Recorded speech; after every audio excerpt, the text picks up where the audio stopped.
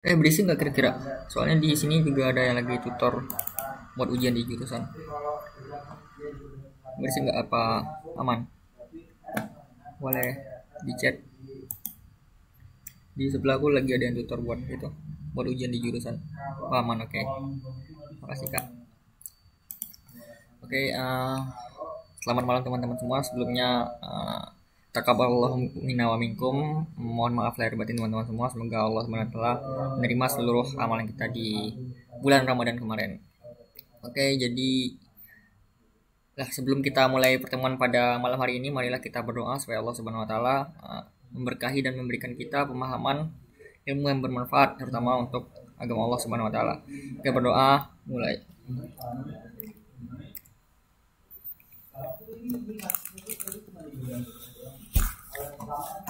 Oke, berdoa tidak pernah selesai, dilanjutkan dengan waktu. Jadi agenda kita pada malam hari ini, yaitu kita bakal membahas sedikit lanjutan tentang elektrokimia kemarin, yaitu kita masuk tentang elektrolisis karena elektrokimia udah dibahas di sebelum UTS. Jadi sekarang kita bahas tentang elektrolisis, terus kita bakal nge-review materi dari awal setelah UTS untuk persiapan teman-teman menghadapi UAS nantinya yang kalau nggak salah tanggal 10 ya. Insya Allah aku juga bakal ngawas waktu ujian teman-teman nanti. Jadi semoga teman-teman bisa diberikan kemudahan dalam menjawab semua soal-soal UAS kemarin, UAS besok. Dan semoga UAS-nya berjalan lancar, nggak ada kendala-kendala kayak di UTS sebelumnya, karena di UTS sebelumnya ada beberapa dari teman-teman TPB yang ujian itu ditemukan kecurangan dan itu nilainya langsung di E kan, karena nilai E itu sanksi teringan yang diberikan buat yang melakukan kecurangan. Ada yang itu yang bikin rangkuman itu di ya udah nggak usah dibahas jadi di kalkulator, dan itu ketahuan sama Bang Han, salah satu koordinator kimia dasar, dan nilainya langsung di E kan. Semoga di UAS nantinya nggak terjadi lagi kejadian demikian. Oke, mungkin langsung aja kita masuk ke pembahasan pada malam hari ini, yaitu tentang sel elektrolisis. Nah, bahas dulu sedikit tentang sel elektrolisis, sambungan dari materi elektrokimia kemarin. Ntar aku kirim recording elektrokimia sama beberapa recording sebelumnya. Oke, masuk tentang sebelumnya kita review dulu deh tentang elektrokimia. Jadi biar enak langsung sekalian review materi deh. Review materi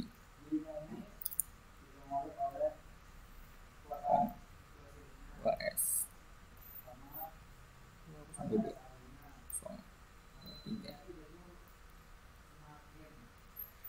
Jadi mungkin dari elektrokimia dulu kita review karena di sini kita mau masuk ke elektrolisis.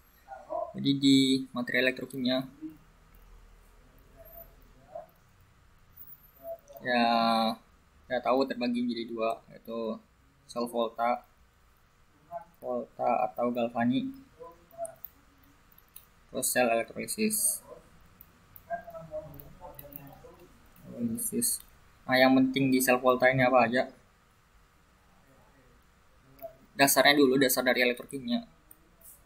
Dasarnya ya, kita harus paham tentang prinsip redox ya. Prinsip redox, terus bisa menyetarakan reaksi redox. Nah,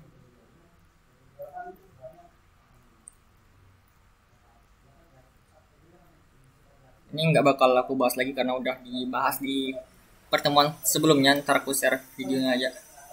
Ya, ini kunci dasar teman-teman bisa memahami tentang elektrokimia, harus paham banget tentang prinsip redox dan bisa menyetarakan reaksi redox minimal bisa metode setengah reaksi itu suasana asam atau suasana basa bebas.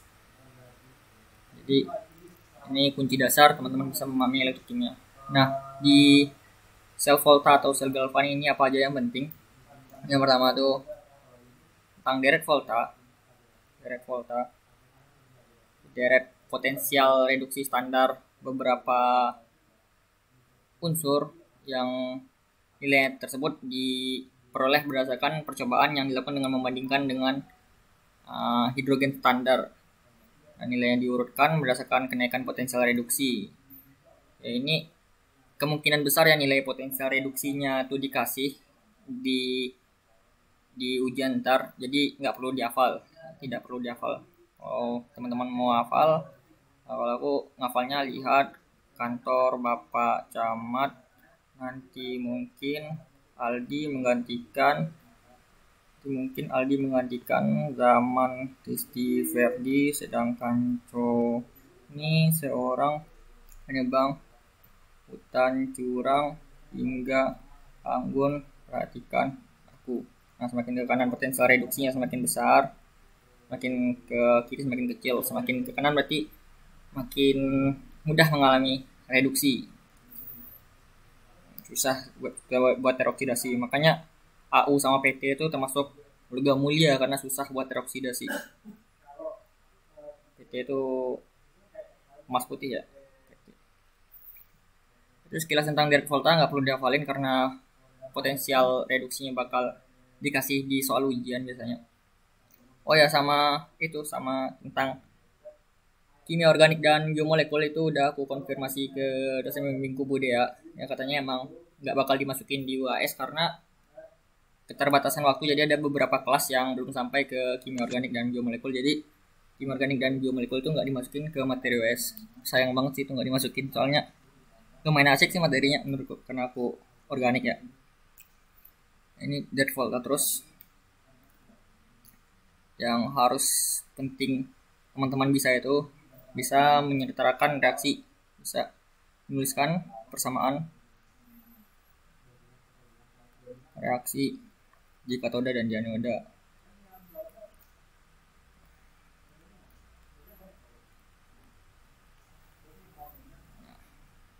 Yang di katoda itu kan yang mengalami reduksi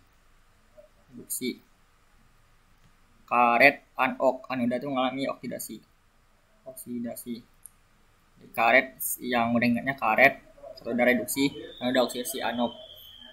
Nah, kalau di sel volta itu tuh kepan, kita ingatan kepan buat mudah ingatnya.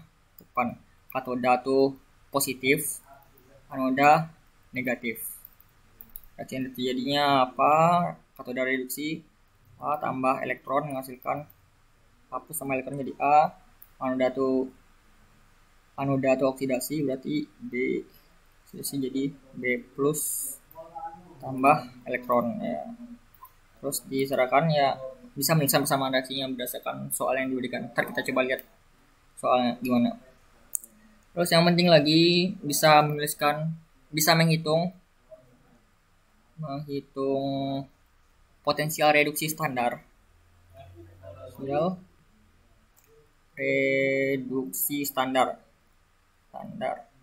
Potensial reduksi standar ya. Ada keadaan standar berarti E0 standar. Ya, E0 katoda atau yang besar kurang E0 anoda. Atau dari persamaan reaksi ini kita setarain juga bisa ntar dijumlahin. E0-nya juga bisa ditentukan E0 standar. Terus habis itu kita bisa menuliskan notasi sel. Yang penting ya bisa menuliskan notasi sel. Notasi sel itu gimana? Ya buat mudah ingatnya, an, ok, jembatan garam, red, hard. Jadi anoda yang teroksidasi, jembatan garam, reduksi, yang tereduksi terus katoda. Contohnya A teroksidasi jadi A plus, jembatan garam, B plus, tereduksi jadi B. Ini contoh penggunaannya. Terus sama yang terakhir bisa menyelesaikan persamaan Nernst.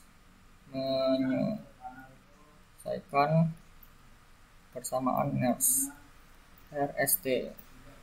Persamaan Nernst ini buat apa? Ya buat menentukan E0 sel yang bukan dalam keadaan standarnya kan potensial reduksi standar dalam keadaan standar E0 standar kan. Kalau ini E0 sel yang bukan dalam keadaan standar bisa ditentukan yang bukan ada standar.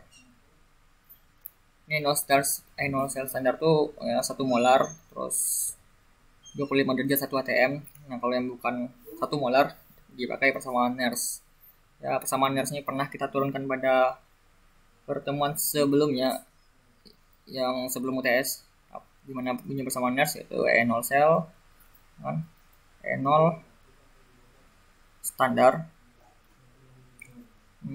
kurang 0,0592 per N log anoda per katoda atau log produk reaktan log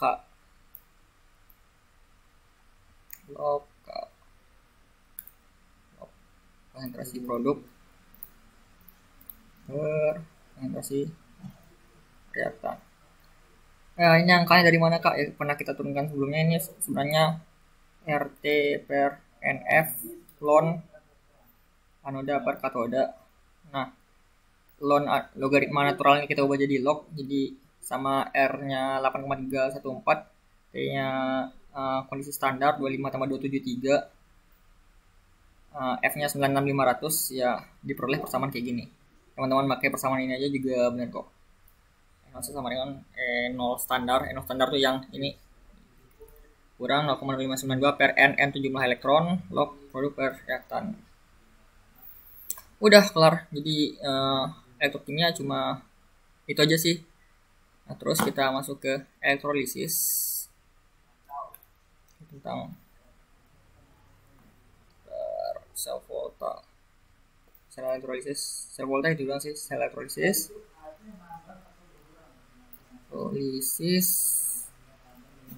Itu yang penting bisa meneruskan reaksi elektrolisis.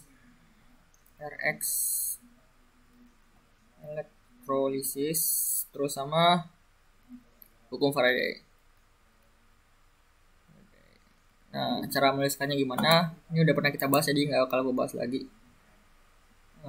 Ini pernah aku kasih cara menuliskannya waktu itu kan persamaan reaksi elektrolisis. Jadi kan bisa teman-teman nonton lagi videonya, abis ini bakal aku share.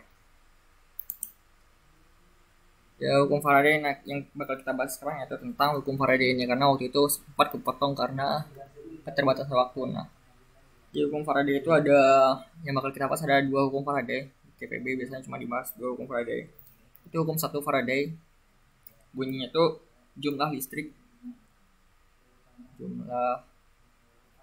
yang mengalir berbanding lurus dengan mol elektron berbanding lurus dengan 1 Faraday berbanding lurus dengan 96500. Jadi rumus yang dipakai di hukum 1 Faraday ini apa? Mol elektron sama dengan IT per 96500. Ini rumus yang penting banget.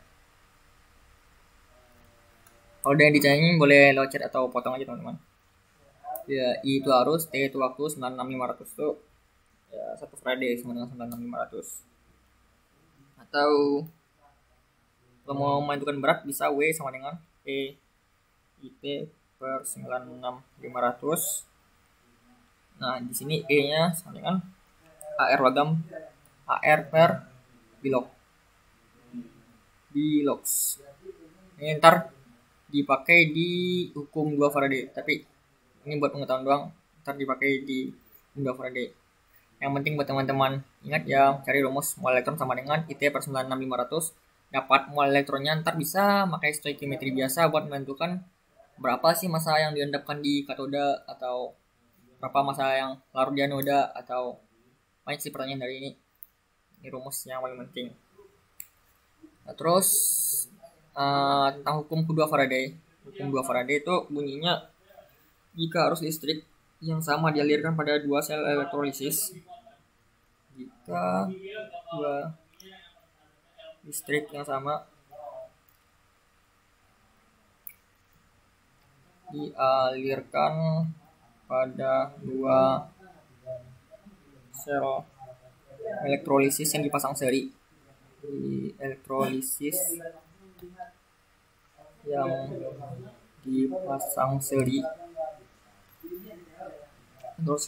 maka massa logam-logam yang mengendap pada masing-masing katoda setara dengan E.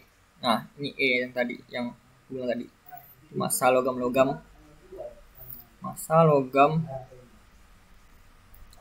yang mengendap pada masing-masing katoda. Mengendap pada masing-masing katoda setara dengan E.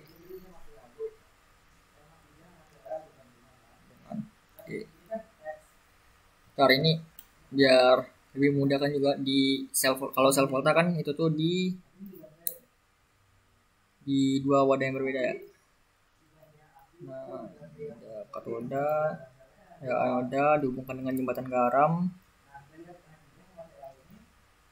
Terus ini buat yang sel volta ya, buat sel volta ada volt, dibaca voltnya berapa. Ada larutan elektrolit. Dan garamnya biasanya NaCl atau KCl yang buat menyeimbangkan atau menyetarakan kation dan anion di katoda sama anoda. Misalnya ini katoda itu berarti mengalami reduksi. Reduksi itu berarti menangkap elektron, berarti ini anoda. Di sini katodanya positif, katoda positif, ini anodanya negatif. Nah, elektron mengalir dari anoda ke katoda, elektron mengalir ke sini, dibaca oleh ini. Nah, dengan arus kebalikan dari elektron. Arus yang terbaca tuh arus yang mengalir dari sini ke sini. Contohnya gimana? Contohnya apa ya? Katoda reduksi. Ya. Maaf banget tulisannya kurang kebaca. Mungkin karena aku terlalu cepat Inggrisnya. Oke, ntar aku rapin lagi tulisanku. Makasih, naik.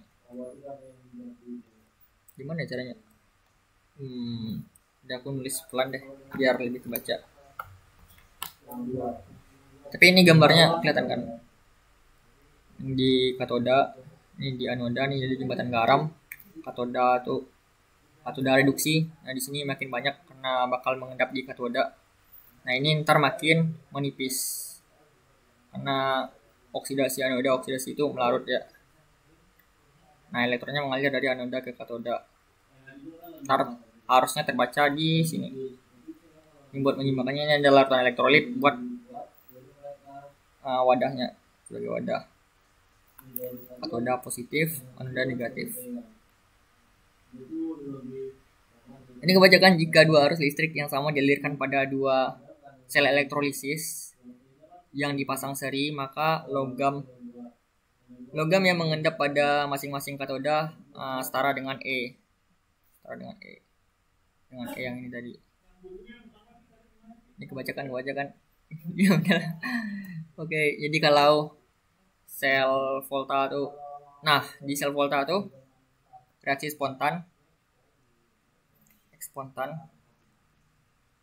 maka E0-nya harus bernilai positif. E0 yang ini tadi, yang ini atau yang ini atau E0 standar itu harus bernilai positif. Nah, kalau di sel elektrolisis itu boleh negatif karena diberikan energi dari luar, itu dari baterai. Jadi E0-nya boleh negatif. Jadi reaksinya masih bisa tetap berlangsung walaupun E0-nya negatif. Kalau ini E0-nya harus positif baru bisa reaksinya spontan, baru bisa terjadi. Kalau di sel elektrolisis itu kan di satu wadah. Ini ada katoda, ada anoda, terus dihubungkan dengan ini ada baterai. Di satu wadah yang sama karena di sini ada baterai. Nah, walaupun NO-nya negatif, reaksinya masih bisa tetap berlangsung. Nah, ini hukum 1 Faraday. Nah, hukum kedua Faraday ini maksudnya gimana jika dua arus listrik yang sama dialirkan pada dua sel elektrolisis. Jadi ada arus listrik dialirkan pada dua sel elektrolisis. Jadi ada dua sel elektrolisis yang dipasang seri. Maka logam yang mengendap maka logam-logam yang mengendap pada masing-masing katoda setara dengan nilai E yang ini tadi. Ini gimana gambarannya? Gambarannya kurang lebih kayak gini. Jadi ada dua sel elektrolisis yang dipasang seri.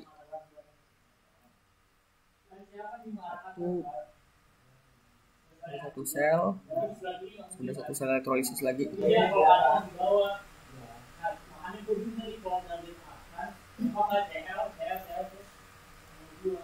Dipasang seri dihubungkan dengan satu kawat arus. Yang ini kita hubungkan dengan baterai sebagai sumber arus baterai ke atas sana. Sini ada larutan elektrolit wadah, juga ada larutan elektrolit sebagai wadah. Ini yang pertama, yang kedua. Dihubungkan dengan baterai. Nah, contohnya di sel yang pertama itu adalah CuSO4. Ini pencetnya susah banget, makanya tulisanku enggak sih ya, walaupun offline juga jelek sih. Ya udahlah, ini CuSO4 contohnya, ini CuSO4. Nah, ini AgNO3 contohnya ya, AgO3. Nah, di salah satu reaksi yang terjadi itu contoh aplikasi dari hukum 2 Faraday ini gimana. Di yang satu, di sel elektrolisis yang pertama tuh reaksi yang terjadi itu CuSO4 terurang jadi Cu2+ tambah SO4 2-. Reaksi di katodanya tuh, reaksi di katodanya Cu2+ katoda. Nah, kalau di elektrolisis ini kan tadi kepan tuh di sel volta. Kalau di elektrolisis kenapa ini aku salah? Kalau di sel elektrolisis kita kenal dengan, buat mudah singkatannya aja ya, kenapa? Katoda negatif, anoda positif di elektrolisis. Di katodanya di sini negatif, sedangkan anodanya positif. Nah, jadi itu perbedaan sel elektrolisis sama sel volta. Ntar kita lihat contoh soalnya. Ini ada soal yang bagus di yang udah ngumpulin soalnya sih.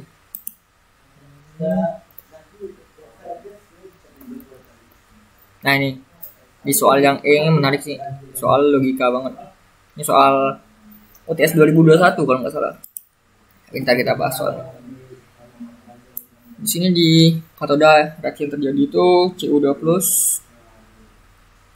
tambah 2 elektron di Cu, jangan di anoda ya. 2O O2 tambah 4H+ tambah 4 elektron. Tahu kan kenapa ini 2H2O, kenapa ini Cu? Kalau lupa bisa dilihat di materi sebelumnya yang di sini. Di sini. Jadi kalau golongan 1, 2, 3 Al sama Mn, potensial reduksinya itu kan, yang kalau larutan potensial reduksinya lebih kecil daripada potensial reduksi air, maka air yang mengalami reduksi. Ya, kalau di anodanya, kalau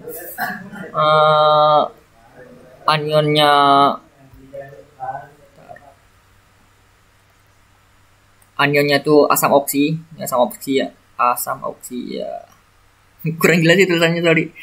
Kalau asam oksi maka H2O yang teroksidasi. Karena ini tadi SO4 kan, SO4 itu kan sisa asam oksi, maka H2O yang teroksidasi kan. Yang gitu juga AgNO3 juga di sel kedua.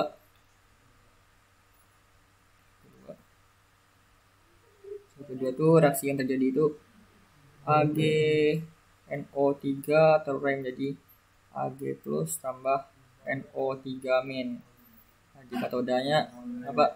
Katoda negatif. Jadi katoda itu berarti reduksi berarti Ag+ tambah elektron jadi Ag. Nah, sedangkan di anoda ini juga sisa samoksi kan, NO3- berarti yang teroksidasi itu air.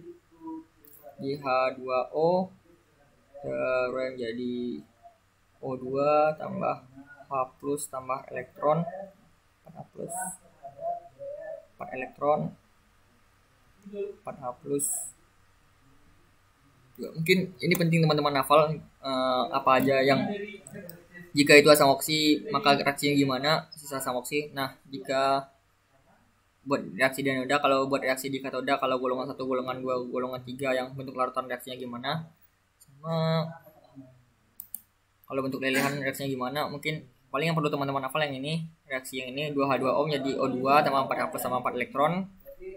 Kalau ini kan bisa langsung pakai logika aja, yang Cl, Bri yang bukan sisa asam oksi.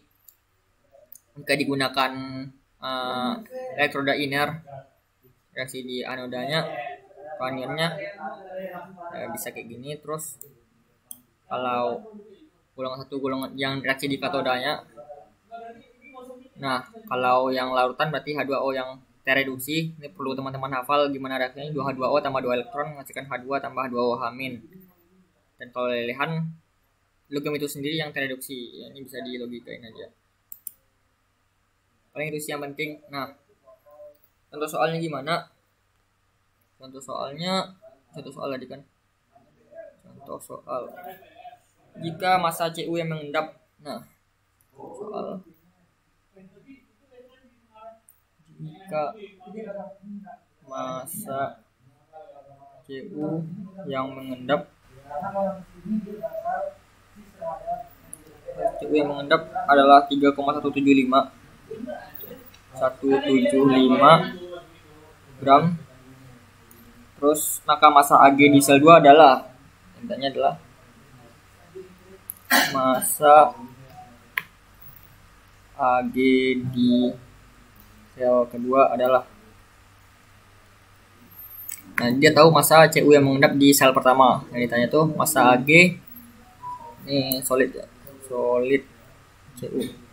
Katoda tuh mengendapkan, katoda reduksi itu berarti menerima elektron, berarti dia makin besar, berarti dia mengendap ya. Jika massa Cu yang mengendap sekian, maka massa Ag di sel 2 berapa? Nah, ini bisa kita pakai persamaan hukum kedua Faraday. Kalau hukum pertama Faraday stoichiometri biasa ya, dapat mol elektron terus stoichiometri biasa. Kalau hukum kedua Faraday itu persamaan yang penting di hukum kedua Faraday itu W1 per W2 sama dengan E per E. W1 per E2 ya. Jadi kalau ini berarti W1 per W2 W1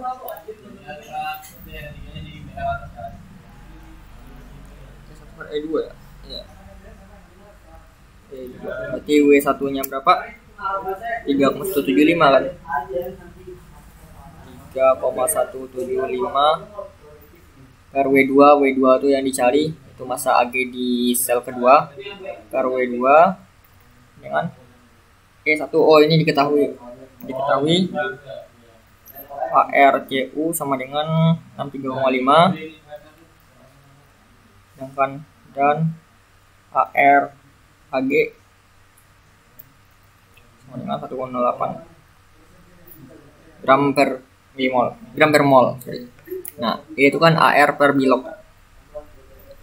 Ya, langsung aja. Berarti E1 itu E1 nya Cu ya. E1 nya Cu berarti 63,5 per perubahan bilognya berapa? Ini kan 2 kan. Bilognya 2 per E2 nya berapa? E2 nya berarti Ag itu 18.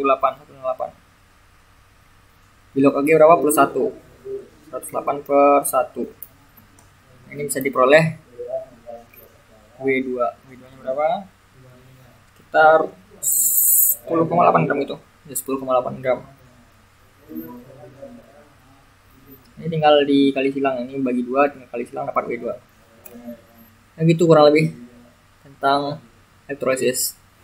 Udah kelar tentang elektrokimia. Sekarang kita coba bahas soal-soal UTS, soal-soal UAS elektrokimia atau sebelumnya. Aku udah nyiapin soal. Oke. Di sini kalau ada yang ditanyain boleh lewat chat atau itu aja teman-teman. Hilang ini. Ini berarti materi ya. Ini soal. Ganti nama.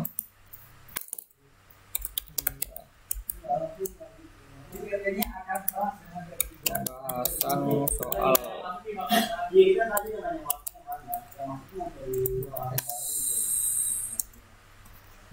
UAS. Oke, kita coba lihat soal yang pertama, yang ini.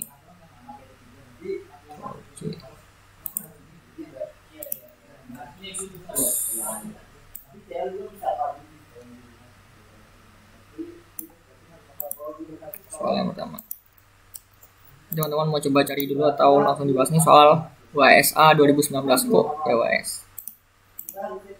Ya biar cepat bermain hemat waktu mungkin kita bahas aja apa ini udah aku bahas tadi. Jadi kita baca dulu soalnya. Kok hilang? Berikut adalah data setengah reaksi serta potensial reduksinya. Diketahui data reaksi sama potensial reduksi. Yang ditanya adalah kelarutan molar. Nah ini soalnya, ini soal-soal hot tuh kayak gini. Jadi ini tentang elektrolisis. Ya tentang elektrolisis. Tapi di sini ada hubungannya sama KSP. Karena ditanya S kan kelarutan molar AgBr pada 25 derajat Celcius. Nah ini gimana cara nyelesainya? Ya yang pertama kita bikin dulu reaksi AgBr-nya. AgBr terurai jadi AgBr solid terurai jadi Ag plus tambah Br min. Nah cara mudahnya teman-teman bisa setarain aja reaksinya ini. Berarti untuk nyetarain reaksi ini berarti yang reaksi ini dibalikan, reaksi yang pertamanya dibalik ya kan, soalnya ntar Ag-nya bisa dicoret kan, udah sama reaksinya kalau ini dibalik. Jadi reaksinya dibalik jadi Ag solid jadi Ag apa jadi ke atas Ag plus tambah elektron. Nah karena reaksinya dibalik jadi E0 tuh bisa dibalik teman-teman, bisa dibalik tapi nggak bisa dikali karena itu tuh udah dalam keadaan standar. Oleh reaksinya dibalik maka E0 nya juga dibalik jadi min 0,80 ya. Terus yang ini udah tetap kan, AgBr tambah elektron kan apa jadi ke atas Ag tambah Br min. Ini fasanya jangan lupa dibikin ya pas ujian. Nah ini nggak ujian jadi aku agak mager. Ini coret Ag-nya solid sama-sama solid, coret reaksi totalnya ini E0 nya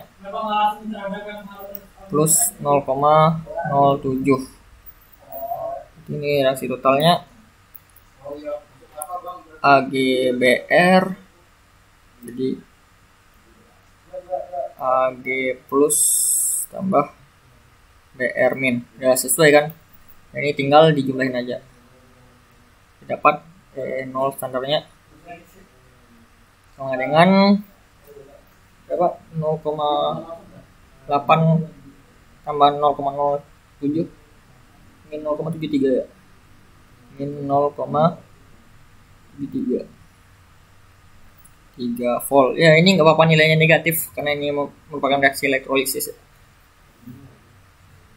Karena reaksinya juga kita tahu kayak gini kan, jadi ini bisa kita sebut sel elektrolisis karena sel elektrolisis.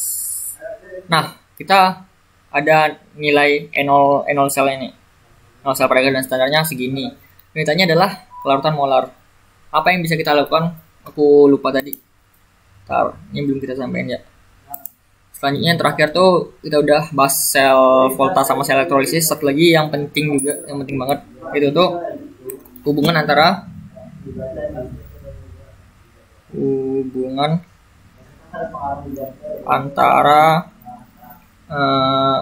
energi bebas Gibbs atau delta G dengan Enol cell. Jadi gimana hubungannya? Jadi delta G itu sama dengan min NFE cell. Sebenarnya ini juga udah dibahas di termodinamika sih di sebelum UTS. Kalau teman-teman masih ingat, delta G sama dengan min RT ln K. Nah, jadi kalau kita simpulin delta G sama dengan kalau kita samain, jadi sel sama dengan delta G sama dengan delta G, terus kita samain persamaan ini, kita send persamaan ini, kita dapat selnya tuh RT per NF ln K. K ini bisa KSP, bisa tetapan, pokoknya bisa tetapan hasil kali kelarutan, bisa tetapan kesetimbangan, tergantung di soalnya. Nah, jadi yang ditanya di sini kan kelarutan itu kan S. Nah, S itu hubungannya sama KSP kan, kalau teman-teman masih ingat materi KSP. Ntar kita bakal review lagi materi KSP. Jadi ini bisa kita selesai kayak persamaan ini tadi. SL sama dengan ini. Enol cell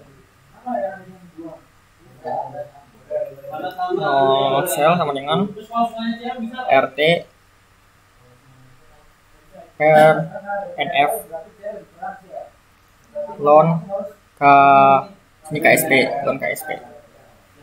Jadi ini yang kita dapat tadi min 0,73 sama dengan R-nya tuh kita pakai di sini karena energi ya. Jadi kita pakai 8,314. Kalau hubungannya sama energi atau sama kalor itu kita pakai 8,314. Tapi kalau hubungannya sama gas ideal kita pakai 0,082. Jangan sampai lupa ya teman-teman. Kali T-nya tuh di sini berapa? 25 tambah 273 berarti 298 Kelvin per mol elektron yang terlibat berapa? Karena koefisiennya 1 jadi 1 mol elektron per 1 kali F-nya 96500 ln K. Ya tinggal shift ln atau E pangkat 0,73 per ini sama dengan ln K, K-nya E pangkat itu bisa dipakai di kalkulator shift ln. Kita cari 8 min 0,73 per kurung 8,314 kali 298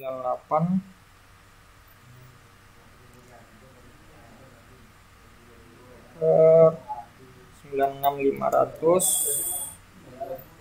dengan min 28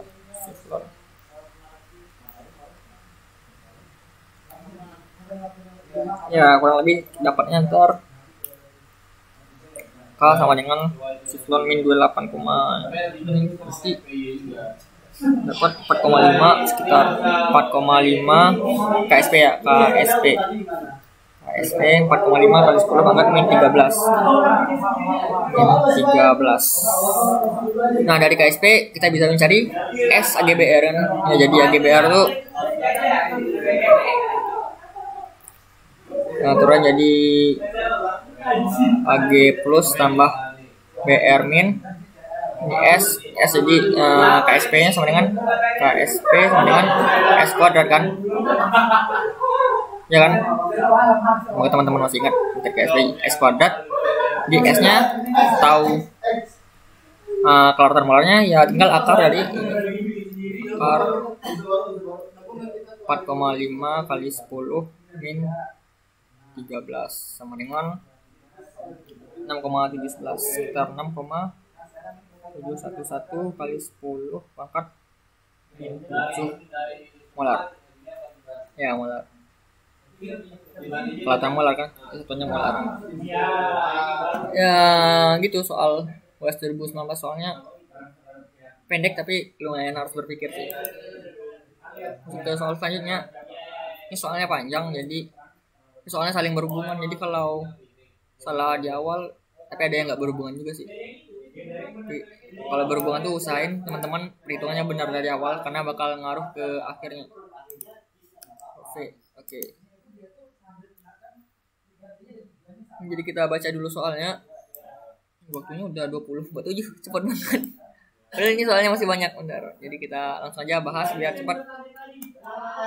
Suatu sel galvanik tersusun dari satu elektroda. Nah, biar mudah kita gambarin dulu.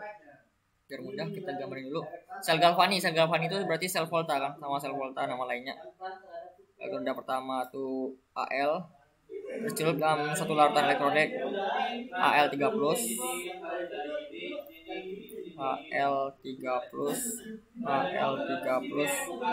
Larutan, terus dan konsentrasi sekian molar gini. Dan elektroda kedua Mg. Elektroda pertama Al. Elektroda kedua tuh Mg.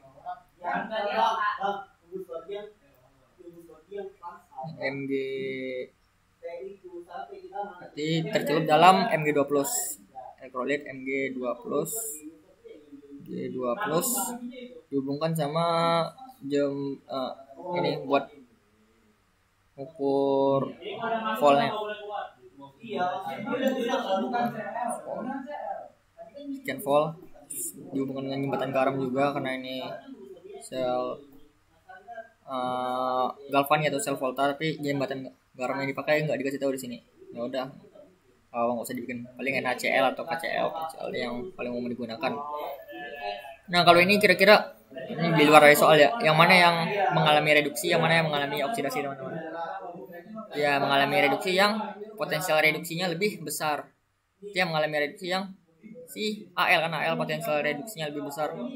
Jadi Al mengalami reduksi, berarti Al itu sebagai katoda. Ini katoda, ini anoda. Katoda tuh kena ke pan. Ada volta kan, berarti katoda positif, anoda negatif. Berarti elektronnya mengalir dari mana? Ya dari anoda ke katoda. Aliran elektronnya ke sini. Nah, arusnya ke sini. Arus kebalikan dari si aliran elektron.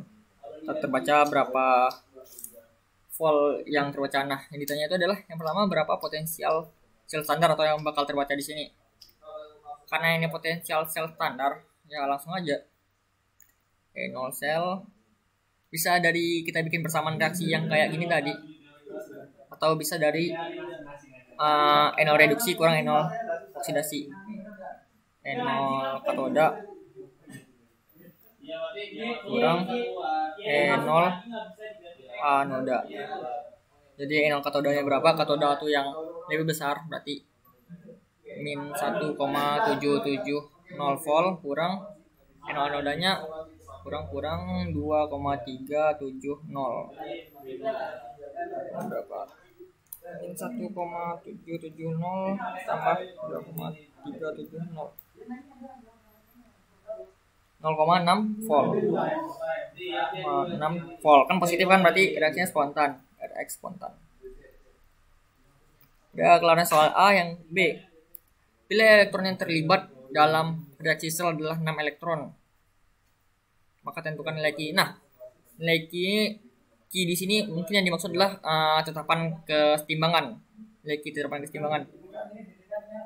Ini mau nggak mau harus kita bikin reaksinya dulu. Buat mastiin juga emang bener 6 elektron nggak yang terlibat. Ya, kita coba bikin reaksinya. Reaksi di katoda sama reaksi di anoda. Katoda ke pan, katoda positif, anoda negatif. Reaksi di katoda sama reaksi di anoda. Soal nomor 1 ya.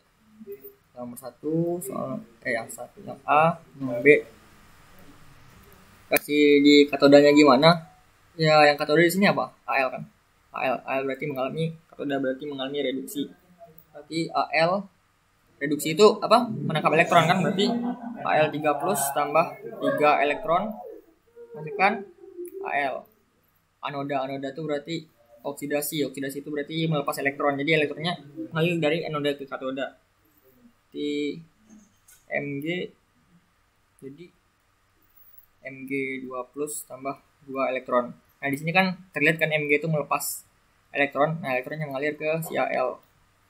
Nah ini kan jumlah elektronnya belum setara, jadi kita setarain dulu kali 2 kali 3. Karena dikali 2 ya pas 6 elektron berarti kan yang terlibat.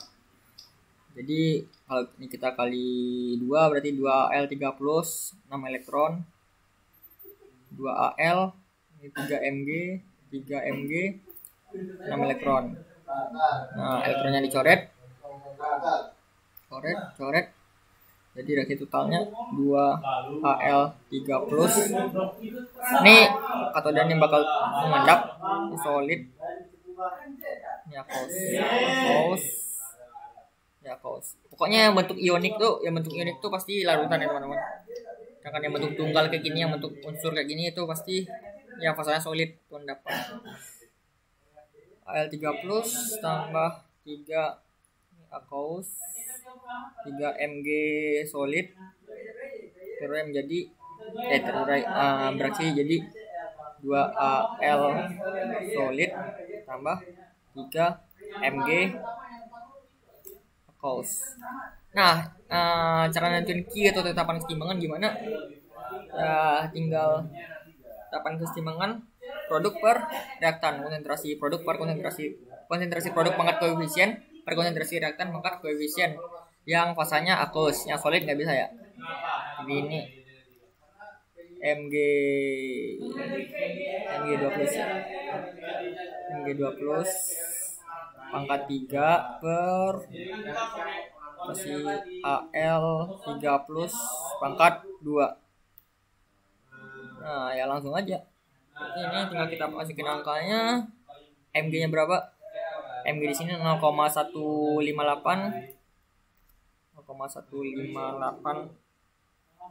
pangkat 3 per 3 plusnya 0,311 ya, 0,311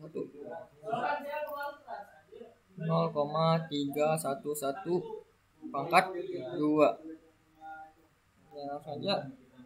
Ini berapa? 0,158 pangkat 3 per 0,311 sekitar 0,041 ya, logisnya masuk akal.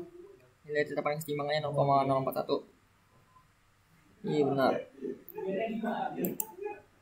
Oke, terus yang C. Nah, ini nilai potensial sel biasa yang bukan dalam keadaan standar ya. Berarti kita harus gunakan persamaan Nernst. Karena ini potensial sel yang menggunakan konsentrasi yang ini.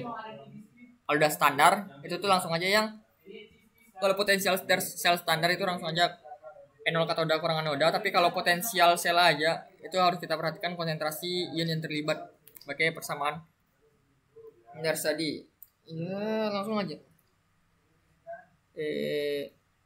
Sel sama dengan N0 sel kurang yang mana sih, yang C ya, C kurang RT per NF ln Q. Kalau kita masukin E0 selnya tadi kita dapat 0,6 kurang R-nya 8,314. T-nya tuh temperaturnya berapa? Temperatur 25 tambah 273 berarti 298. 98 per mol elektron yang terlibat ya di sini 6 mol kan? 6 mol elektron. 6 kali 96500. 1 Faraday itu 96500 ln Q-nya berapa tadi? 0,041. Ini kalau teman-teman hitung bakal didapat hasilnya sekitar 0,614 volt. 614 volt. Atau kalau teman-teman mau pakai cara cepatnya bisa juga E sel sama dengan E0 sel kurang 0,0592 per n-nya 6 log Q. Nah, ini juga bisa, hasilnya bakal sama juga 0,614 volt. Nah, boleh juga. Ini pengubahan logaritma natural ke log biasa doang sih. Oke, karena cepat banget waktunya. Yang D, kita masuk ke yang D. Yang D, hitung delta G reaksi. Nah, ini yang ditanya adalah delta G. Ya kita pakai yang pertama ini tadi, hubungan antara delta G dengan N0 sel. Jadi delta G itu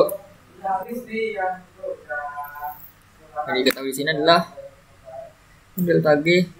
Oh, delta G. Karena ini di sini diketahui data N0 sel, jadi langsung aja delta G sama dengan min NFE sel. Delta G sama dengan min NFE sel.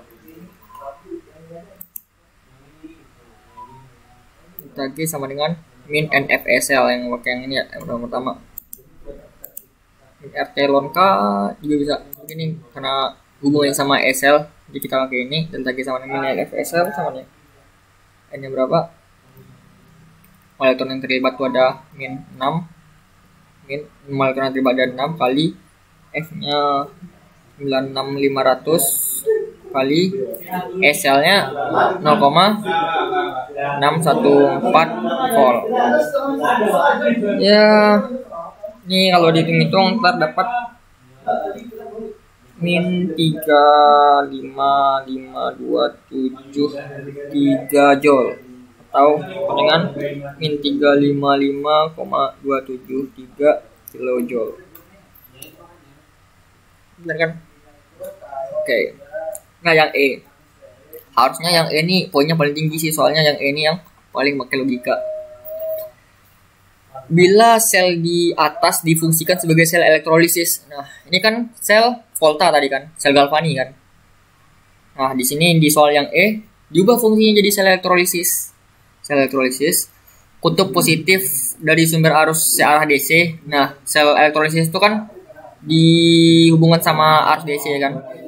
Ntar kita ganti sama arus DC buat soal yang E, hubungkan dengan arus searah DC. Ntar aku juga lupa. Dihubungkan dengan arus searah DC. Kutub positif dari sumber arus searah DC harus dihubungkan ke elektroda yang mana katanya. Nah, ini ada apakah elektroda AL atau elektroda MG. Nah, oke. Jadi ini kita pakai yang prinsip yang tadi. Kalau di sel Volta, untuk di sel Volta berarti kepan kan, kepan katoda positif, anoda negatif. Untuk di elektrolisis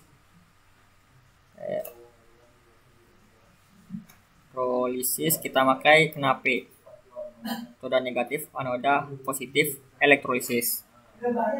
Nah, jadi kalau ini difungsikan sebagai sel elektrolisis, jadi ininya bakal berubah. Katoda negatif, anoda positif. Berarti katodanya jadi negatif. Jadi anodanya jadi positif. Berarti kutub positif dari sumber arus searah DC dihubungkan ke elektroda. Bentar. Katoda negatif, anoda positif, elektrolisis. Aku takut salah jawabannya.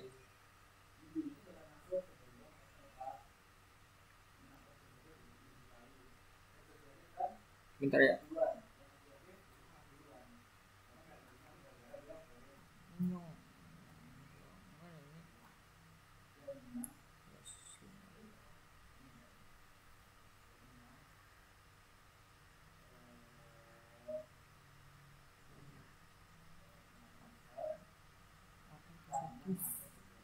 Negatif. Nah,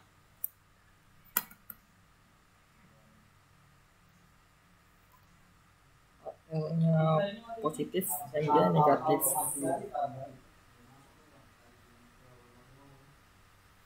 Mg negatif. Benar deng, punya jawabannya salah deng. Ya berarti ini jadi positif kan? Ya berarti dihubungkan ke elektroda si Mg. Nah Mg yang jadi positif. Nah ini jadi elektrolisis. Ya benar. Elektroda Mg. Kalau ya gitu. Karena ini kenapa kan katoda negatif karena ada positif elektrolisis. Ini jadi positif berarti F dihubungkan ke yang positif itu yang Mg. Sorry tadi aku agak ragu, ternyata benar. Terus yang F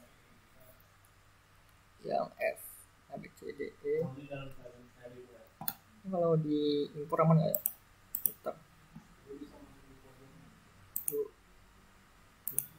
kepotong dikit ya, nggak apa-apa deh. Yang F diketahui massa elektroda sebelum elektrolisis adalah sekian gram. Ini massa elektrodanya. Massa elektroda apa ini? Oh masing-masing. Elektrolisis dijalankan selama 8 jam. Massa sama dengan 250 gram. Elektrolisis tersebut dijalankan selama 8 jam. T-nya dengan 8 jam. Terus arus I nya 16 ampere. Sama dengan 16 ampere. Yang ditanya adalah hitung mol elektron yang terlibat kali ya. Ya kalau mencari mol elektronnya tinggal kita pakai yang rumus ini tadi, yang di elektrolisis. Mol elektron sama dengan IT per 96500. Ini udah lengkap semua datanya. Jadi mol elektron sama dengan IT per 96500. Jangan lupa T-nya dalam satuan second ya. Ini berarti 16 ampere kali T-nya tuh 8 jam kali 60 kali 60 kali 60 menit kali 60 detik. Buat ngubah ke detik per 96500 berapa? 16 kali 9 kali 8 kali 6 kali 6 36 3600 per 96500 dapat 4,77 775 mol. Udah kelar kita bahas tentang sel tentang elektrokimia.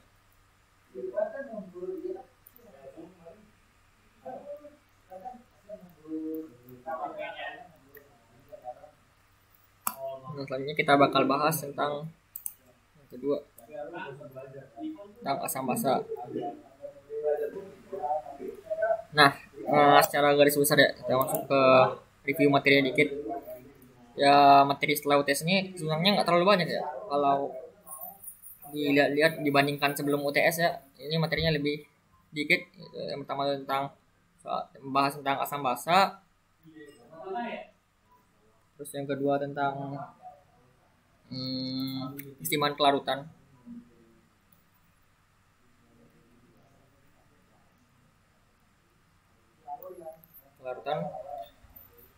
Dan terakhir elektrokimia.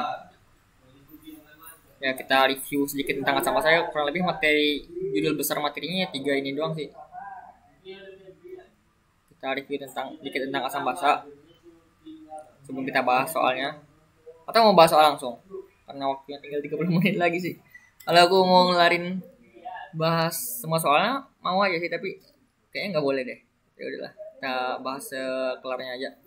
Tentang asam basa, di asam basa tuh secara garis besar di silabus tuh terbagi menjadi 2, yaitu tentang teori asam basa teori asam basa. Yang kedua tuh perhitungan. Teori asam basa itu apa aja? Yang penting ya ada 3 kan teori yang terkemuka. Itu yang pertama teori Arrhenius. Ini pelarutnya air, H2O. Terus kalau asam tuh melepaskan OH, kalau basa tuh melepaskan OH-, kalau asam melepaskan H+. Ya, ini simpel, materi di SMA juga. Terus Bronsted Lowry ya asam donor H+, terus basa aseptor H+. Dan terakhir Lewis tuh ya asam tuh donor PEB,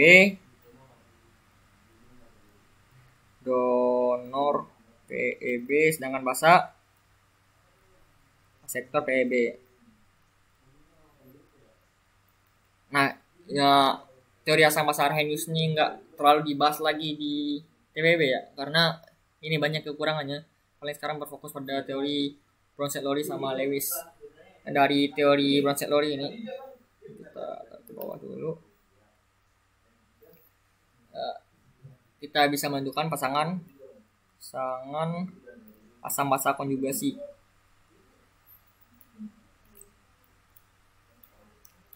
Nah, kalau asamnya itu asamnya kuat, berarti basa konjugasinya gimana? Lemah ya, lemah. Itu kebalikan juga itu. Kalau asam konjugasinya lemah berarti basa konjugasinya kuat. Ini aku yakin keluar sih kayaknya, soalnya ini soal yang analisis ya. Soal analisis pasti keluar. Terus yang penting di teori asam basa ini apa? Teori asam Lewis. Kalau teori Lewis apa ya kira-kira? Ya paling menentukan yang mana yang sebagai asam Lewis, yang mana sebagai basa Lewis. Terus yang penting juga di sini mengurutkan kekuatan asam atau basa. Apa aja yang berpengaruh di sini? Yaitu yang pertama tuh ukuran. Ya, jadi makin besar ukurannya, maka H+-nya makin mudah lepas ya. Berarti kekuatan asamnya makin kuat, atau kekuatan basanya juga makin kuat. Jadi makin besar ukurannya, kekuatan asam atau basanya makin kuat. Terus ke elektronegatifan.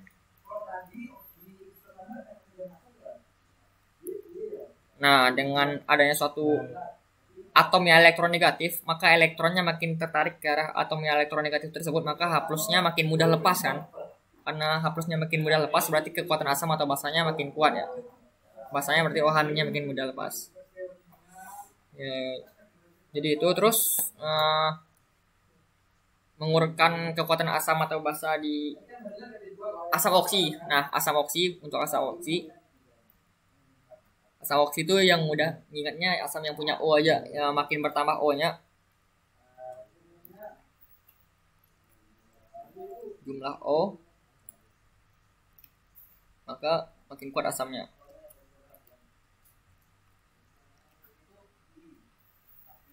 Ini kalau ukuran contohnya HCl, HBr, HI. Yang mana yang paling kuat? Yang paling kuat tuh HI karena ukurannya paling besar kan. Itu HBr, habis itu baru HCl. Lalu elektronegatifan. Contohnya ada senyawa CO, OH, ada Br, terus ada OH. Ada 2 senyawa asam karboksilat. Nah, di sini ada suatu atom yang punya elektronegatifan lebih besar kan. Jadi elektronnya makin tertarik ke arah atom elektronegatif, maka H+-nya makin mudah lepas. Jadi ini lebih kuat daripada ini, kekuatan asamnya lebih besar. Nah, asam oksi contohnya HClO, HClO2, HClO3, HClO4. Asam hipoklorat, klorat, perklorat sama hiperklorat ya. Ya pokoknya itu aku lupa namanya. Ini yang paling kuat kekuatannya yang HClO4 karena jumlah oksigennya lebih banyak kan. Nah, selain itu juga ukurannya juga lebih besar kan.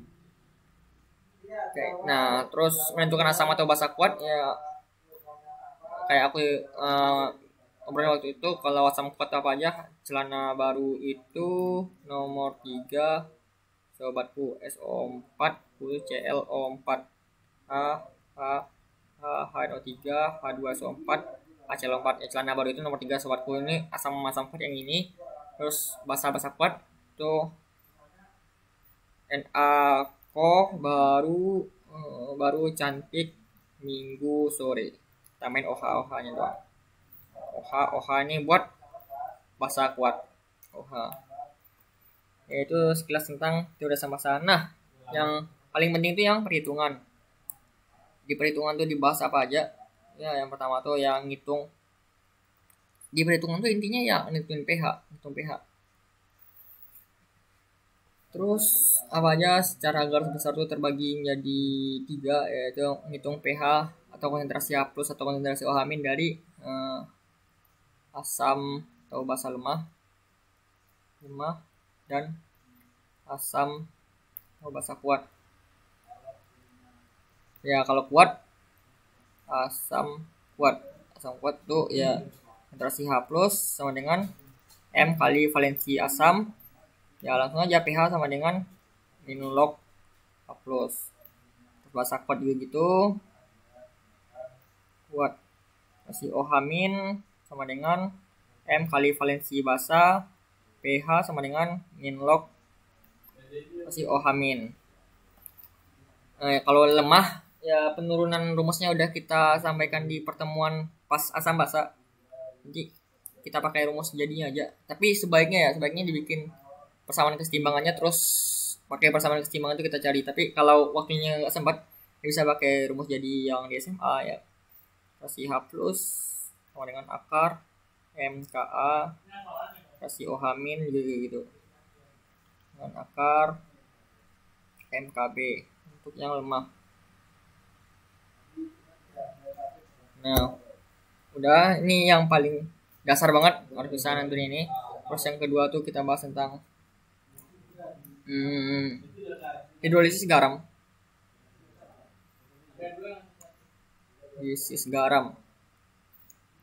Ini saat basa lemah bereaksi dengan asam kuat atau sebaliknya. Basa lemah tambah asam kuat atau sebaliknya bereaksi, keduanya sama-sama habis bereaksi. Sama-sama habis. Contohnya CH3COOH tambah NaOH jadi CH3 COONA tambah H2O. Ini soalnya 1 mol. Nah, keduanya habis bereaksi kan, asam sama basanya bisa garamnya. Ya, kita pakai rumus hidrolisis garam. Kalau garam asam kan garam itu ada yang bersifat asam, ada yang bersifat basa kan. Kalau garam netral ya asam kuat sama basa kuat itu bereaksi ya pH-nya pasti 7, nggak perlu dihitung. Nah, ini kalau garam asam di konsentrasi H+, rumusnya akar KW. Kalau H+ di sini pakai KB ya. KB kali konsentrasi garam. Kalau garam asam. Kalau garam basa berarti konsentrasi OH- sama dengan akar KW per KA kali konsentrasi garam. Nah, di hidrolisis garam ini doang sih rumusnya. Nah, yang terakhir kita bahas tentang buffer. Ya, cuma 3 ini sih hitung-hitungannya. 3 buffer. Nah, buffer tuh saat asam lemah bereaksi sama basa kuat atau sebaliknya. Nah, yang tersisa yang lemahnya. Yang lemah bersisa. Contohnya CH3COOH kan asam lemah tambah NaOH. Kan asam lemah nggak termasuk ke yang ini tadi kan. ClBRI nomor 3 SO4 ClO4. Di selebihnya yang nggak termasuk ke sini lemah. Jadi CH3COONA tambah H2O sekitar 1 ini 0,5 yang habis bereaksi, yang reaksi pembatasnya 0,5 kan. 0,5 0,5. Sisa 0,5 ini habis 0,5 air, nggak usah dipeduli. Nah, yang tersisa kan yang lemah sama garamnya kan. Nanti pakai rumus buffer, bisa pakai Henderson-Hasselbalch atau bisa pakai rumus buffer yang bisa di SMA. Tuh kalau buffer asam H plus sama dengan Ka kali konsentrasi asam per konsentrasi basa konjugasi atau konsentrasi garamnya. Kalau buffer basa juga gitu. Konsentrasi OH min dengan Ka kali basa per garam. Udah kelar tentang teori asam basa, kurang lebih ya ini aja. Yang penting bisa hitung-hitungan. Terus gimana kalau buffernya diganggu dengan ditambahkan sedikit asam atau sedikit basa, itu paling sering keluar pas ujian. Jika buffernya diganggu gimana, ntar kita lihat di contoh soalnya. Oke, semoga masih sempat buat 4 soal lagi. Oke, kita masuk soal asam atau asam basa. Soalnya bagus dulu aja ya. Nah ini kadang ini atau mana ya,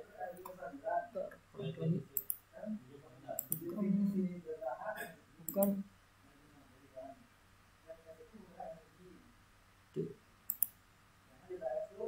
indikator timbal biru. Bentar yang NH3 ya.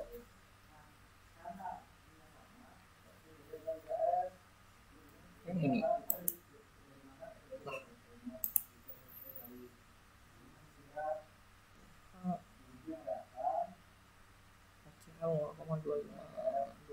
ini dulu deh.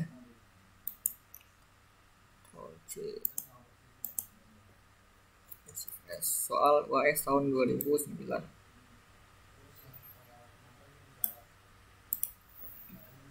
Yang pertama, ini kita bahas cepatnya biar sempat ke soal-soal selanjutnya. Jadi yang pertama, indikator timbal biru memiliki dua warna pH. Warna indikator ini berubah, merah jadi kuning. Oke, langsung ke soalnya. Ka untuk HNO2 segini, yang A.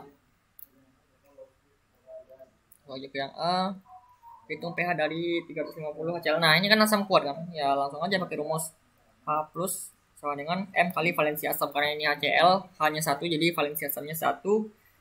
Ya, berarti konsentrasi hapusnya 0,205. Berarti pH min log H plus sama dengan min log 0,205 sama dengan 0,688. Terus yang B. Yang B, hitung pH HCl jika ditambahkan NaNO2. Nah, ini ditambahkan garam yang sifatnya itu ya. Garam yang sifatnya basa dari NaOH tambah HNO2 kan.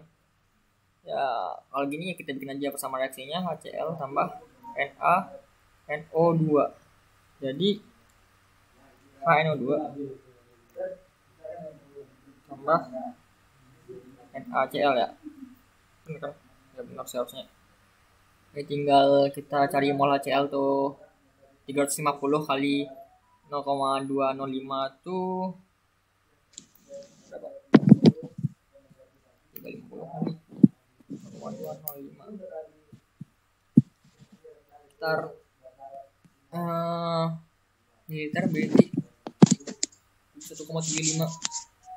Ini kenapa ada yang mau tanya? Nggak ada. 1,75 milimol atau 0,7175 mol. Mula-mula reaksi setimbang. Ya pokoknya intinya dia sampah satu kita bikin MRS-nya dulu. Kita bikin bersama reaksinya dulu, terus kita bikin MRS. Terus lihat apa yang tersisa. Ntar kita bisa pakai bersamaan apakah itu asam basa biasa, buffer atau hidrolisis. Terus NaNO2-nya berapa? Di sini 250 kali 0,5. 0,125 mol. Berarti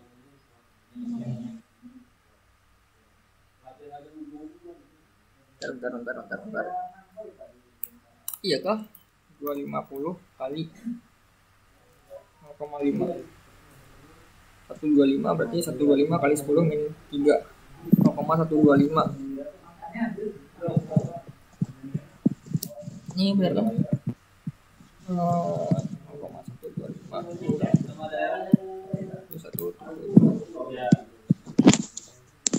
ini 0,0175 ya. Dari milimol kita ubah ke mol. Berarti sebagai fraksi pembatasnya 0,017 0,01 0,07175 0,07175. Ini fraksi pembatasnya karena molnya lebih dikit 0,0175. Nah, HCl-nya habis bereaksi. Ini 0,125 kurang ini berapa? 0,0775 0,05325. Ini 0,0175. Nah, di sini kita lihat kan yang tersisa itu kan yang garam. Ini kan garam tadi kan, garam yang sifatnya basah sama asam lemah kan, asam lemah sama garam. Kalau asam lemah sama garam yang bersisa, ini NaCl nggak mungkin kan, ini NaCl itu garam netral ya. Kalau netral ya pasti pH-nya 7. Jadi kita tanyakan di share, iya pasti di share. Nah, jadi ini tinggal kita pakai rumus buffer yang sifatnya basah, berarti konsentrasi OH min, karena ini asam lemah kan, asam lemah sama garam berarti buffer basah OH min kali bentar.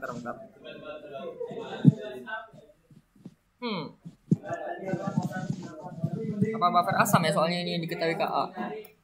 Buffer asam deh. Bentar. Oh, sorry. Ini yang tersisa tuh asam lemah kan, berarti buffer asam. Soalnya kalau hidrolis garam yang baru dilihat garam itu garam asam atau garam basah. Karena ini buffer, jadi kita lihat karena yang tersisa asam lemah sama garam berarti ini buffer asam. Terus H+.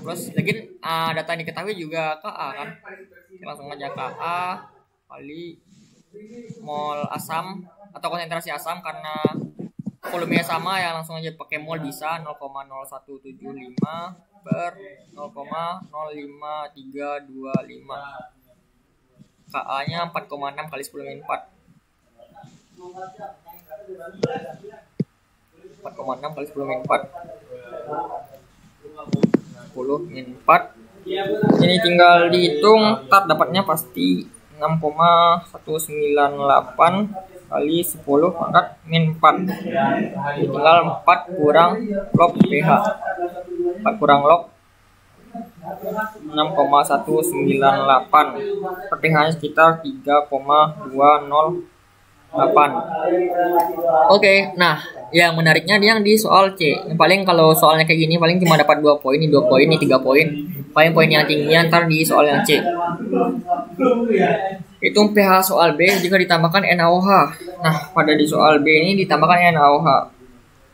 Yang B ini yang tersisa tadi asam lemah sama garamnya kan? Ya berarti asam lemahnya kita reaksiin sama NaOH. Karena garamnya kalau direaksiin sama NaOH ya susah.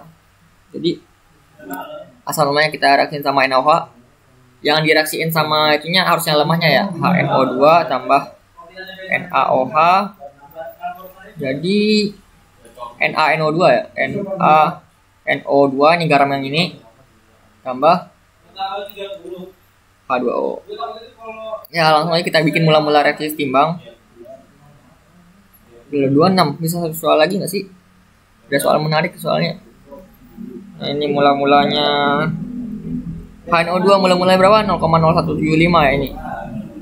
0,0175. NaOH-nya juga direaksiin 150 kali 0,1 berarti 0,150 ya. Dari ini kan kalau dikali jadi milimol terus diubah ke mol jadi 0,0150. Berarti yang sebagai reaksi pembatasnya 0,0150 0,0150. Nah di NaNO2 kan udah ada tadi. Jadi kita bikin ini ada awalnya 0,05325 0,0150. Ini tinggal dikurangin, ini habis sebagai reaksi pembatas. Ini 0,05675. Nah, kalau reaktan kan makin berkurang, kalau produk makin bertambah, jadi ini ditambahin. sekitar 0,06825. Jadi dapat konsentrasi H plusnya sama dengan Ka kali konsentrasi asam per konsentrasi garam. Ya, Ka nya masih pakai yang tadi 4,6 kali 10 min 4 kali konsentrasi asamnya 0,05675 per konsentrasi garamnya 0,06825. Ini kalau dihitung dapat konsentrasi H plusnya sekian, bisa teman-teman cari ntar didapat pH-nya sekitar 3,4. Catat kunci jawabannya aja sih, 3,417. Takut salah hitung. Nah, jadi dapat disimpulkan kan kalau buffer tuh walaupun ditambahkan sedikit asam atau sedikit basa, pH-nya nggak terlalu berubah jauh kan. 3,2 ini 3,4. Jadi kemampuan buffer tuh bisa untuk mempertahankan pH. Ya, kita coba satu soal lagi karena waktunya udah mepet. Soal yang ini. Ini satu soal lagi coba ya. 3743373 kalkulator. Oke. Kak Putri izin ya Kak, satu soal lagi. Sebenarnya masih ada 2 soal lagi sih, kita belum bahas kesetimbangan. Kesetimbangan kesetimbangan hasil kali kelarutan KSP. Soal yang menarik UAS 2021 sama ini. Mungkin karena waktunya nggak sempat, kita bahas satu soal tentang asam dewasa. Pokoknya di kesetimbangan tuh yang penting nyari KSP sama S sama faktor yang mempengaruhi kesetimbangan hasil kali kelarutan tersebut. Seperti ion senama, kalau ion senama kan menurunkan kelarutan. Terus kalau pembentukan kompleks itu tuh bisa memperbesar hasil kali kelarutan atau KSP. Ntar paling bisa di-review lagi materi sebelumnya. Kita masuk ke satu soal lagi. Itu soal bisa 5 menit lah, izin telat 5 menit karena tadi kita mulai juga telat 5 menit sih, nungguin yang lain. Oke, yang pertama tentukan pH. Soal UAS juga saya ambil yang A. Hold eksperimen nggak ya?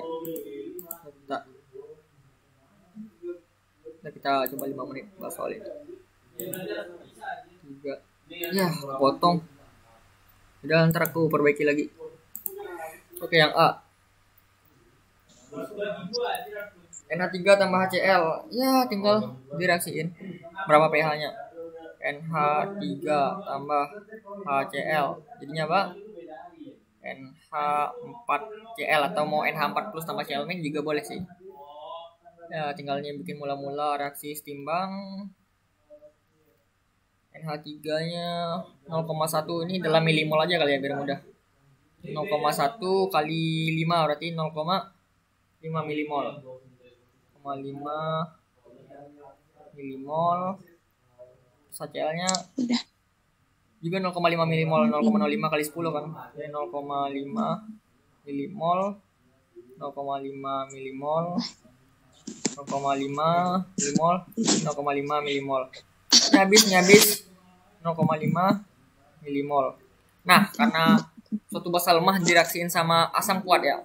Nah, yang tersisa sama-sama habis bereaksi dan tersisa garamnya, jadi terjadi hidrolisis garam. Hidrolisis garam. Garamnya garam apa? Karena yang di sini pakai HCl, jadi garamnya dari asam kuat, jadi garamnya merupakan garam asam. Karena data diketahui juga Kb kan. Kita tahu garamnya garam asam. Apa sama dengan akar KW per KB kali konsentrasi garam. Di KW-nya berapa? 10 min 14 per KB-nya 10 min 5. Konsentrasi garamnya 0,5 per volume totalnya 10 tambah 5, 15 milimol. 15 milimol. Tadi dapat konsentrasi hapusnya 5,77 kali 10 pangkat min 6. pH plus pH sama dengan 6 kurang log 5,77 sama dengan 5,238. Nah, sekitar ini lah pH-nya dapat. Terus yang B, C3COH 3 menit lagi sempat.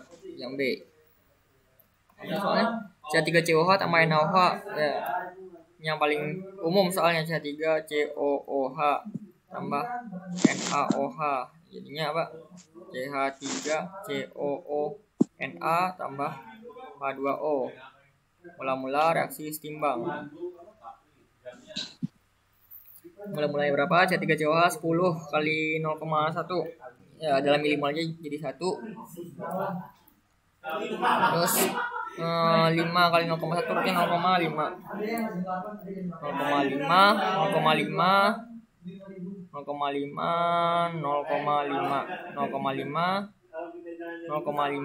Ini habis.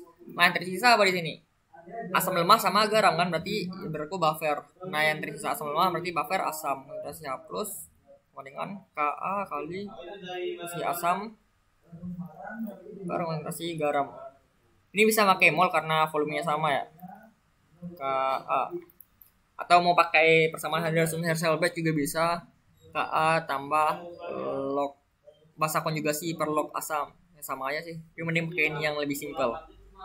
Ka-nya 10 ml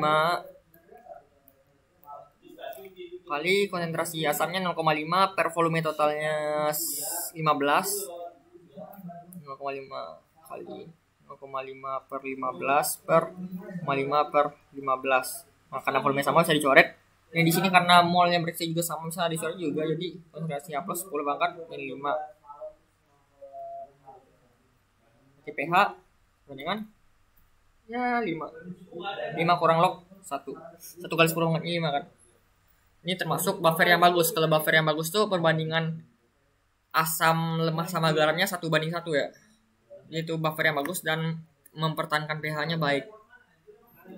Yang C,